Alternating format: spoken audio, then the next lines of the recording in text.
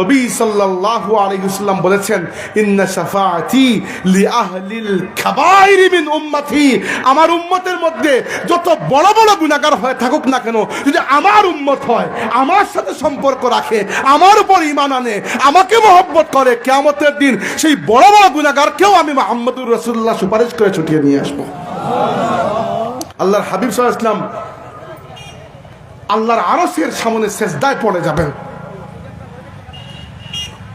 আল্লাহ রাব্বুল আলামিনের প্রশংসা গান গাইবেন সেজদায় পড়ে। আল্লাহর মায়া লাগবে, আল্লাহ বলবেন, ইয়া মুহাম্মদ ইরফা রাসাক কুল তুসমা সাল তুতা ইশফা তুশফা আও কামা ক্বালা। মুসলিম শরীফের হাদিস, আল্লাহ বলবেন, হে মুহাম্মদ আপনার মাথা তুলুন, চান আপনি যা চান আমি আপনাকে দিয়ে দেব, আপনি সুপারিশ করুন, আজকে যার জন্য আপনি সুপারিশ করবেন তাকে ছেড়ে দেব। আল্লাহ নবী বলবেন, আল্লাহ আমার উম্মত কিছু জাহান্নামে রয়ে গেছে। আল্লাহ বলবেন, যান আপনার উম্মতের মধ্যে যারা গুনাহগার আছে এখনো জাহান্নামে নিয়ে আসুন, দেখে বের করে। আল্লাহর নবী গিয়ে সব গুনাহগার উম্মতকে জাহান্নাম থেকে বের করে নিয়ে আসেন। জিজ্ঞেস করবেন ফেরেশতাদেরকে, আর কিছু বাকি আছে? ফেরেশতারা বলবেন, ইয়া রাসূলুল্লাহ এমন কিছু মানুষ আছে এরা তো গুনাহগার থেকেও আরো গুনাহগার, এদের কোনো আমলই নাই। আল্লাহর নবী এসে আবার সিজদায় পড়ে যাবেন। আল্লাহ বলবেন, বলুন কি বলবেন? আল্লাহ নবী বলবেন, ইয়া রাসূলুল্লাহ হে রব্বুল আলামিন, আমার উম্মতের মধ্যে এই গুনাহগারের নিচেও কিছু বাকি রয়ে গেছে। আল্লাহ বলবেন, যান গিয়ে নিয়ে আসুন বের করে। আল্লাহ নবী নিয়ে আসবেন। এভাবে হাদিসে এসেছে প্রায় 240 বছর পর্যন্ত রাসূলুল্লাহ সাল্লাল্লাহু আলাইহি ওয়াসাল্লাম আল্লাহর কাছে সেজদায় পতিত হবেন আর উম্মতকে ছাড়িয়ে আনবেন, সেজদায় পতিত হবেন আর উম্মতকে ছাড়িয়ে আনবেন। শেষ দিকে দেখা যাবে এমন মানুষ আছে যাদের কোনো মতে টিম বাতির মতো ঈমান আছে, আমলে তো লেশ মাত্রাই কিছু নাই। আল্লাহ নবী এদেরকেও ছাড়িয়ে আনবেন। পরে দেখা যাবে এমন মানুষ যাদের ঈমানটাও নড়বড়ে, ভালো ঈমান, মানে জীবনে একবার লা ইলাহা ইল্লাল্লাহ কোনো মতে পড়েছে, তাও বিশ্বাস করে পড়েছে কিনা আল্লাহু আলাম।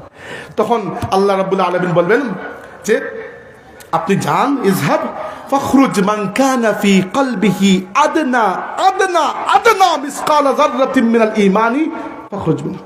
আপনি যান যার অন্তরের মধ্যে সরিষার দানার অর্ধেক পরিমাণ ঈমান আছে, তাকেও জাহান্নাম থেকে আপনি মুক্ত করে নিয়ে আসুন।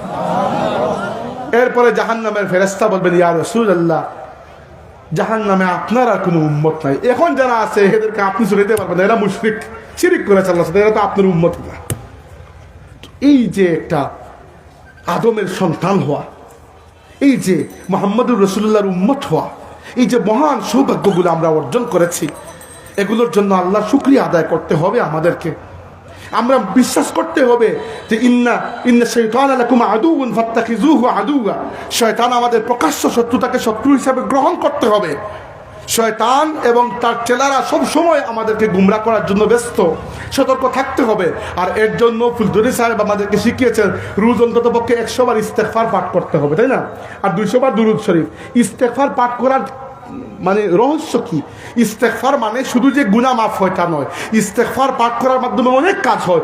গুনাহ মাফ হয়, আপনার রিজিক বৃদ্ধি পায়, এবং ভবিষ্যতে যদি কোনো মুসিবত থাকে ইস্তেগফারের ওসিলা আল্লাহ সেই মুসিবতকে পরিবর্তন করে দেন। রাতে ঘুমানোর আগে একবার নিজের জীবনের হিসাব মিলিয়ে ঘুমাবেন, আজকের দিনে কি করলাম। বনী ইসরাঈলের ওই ব্যক্তির মতো একবার বলবেন, আল্লাহ আমি গুনাহ করেছি, কোনো হেডম না, কোনো হেডলি না যে করেছি আসলে এই কারণ ছিল, ওই অজুহাত না। আল্লাহর কাছে অজুহাত দেবেন নাকি আপনি? না, আপনি আদমের মতো বলবেন, আপনি আদম সন্তান, বলবেন রব্বানা যালামনা আনফুসানা, আল্লাহ গুনাহ করে ফেলেছি, স্বীকার করছি, তুমি মাফ করে দেওয়াকে পছন্দ করো, তুমি আমাকে মাফ করে দাও। আল্লাহ রাব্বুল আলামিন এই ঘটনা থেকে তাওবার শিক্ষাটি যেন আমাদেরকে হাসিল করার তৌফিক দান আমরা বলি আমিন। ওয়া আখিরু দাওয়ানা আলহামদুলিল্লাহি রাব্বিল আলামিন। আমি শেষ করছি।